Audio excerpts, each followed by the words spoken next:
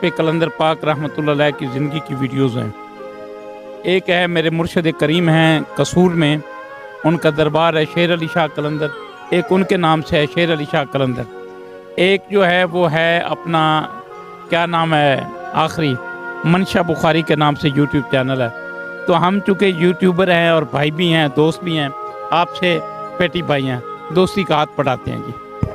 Sir मैं बहुत शुक्रगुजार इंशाल्लाह ताला इंशाल्लाह बाबा रियाज मलिक साहब जी इंशाल्लाह ताला इंशाल्लाह। जी नाज़रीन, महफिल का बाकायदा आगाज़ जो है वो हो चुका है और यहाँ पे सूफिया इकराम जो है वो तशरीफ़ ला चुके हैं और यहाँ पे महफिल समा बाकायदा शुरू होने लगी है।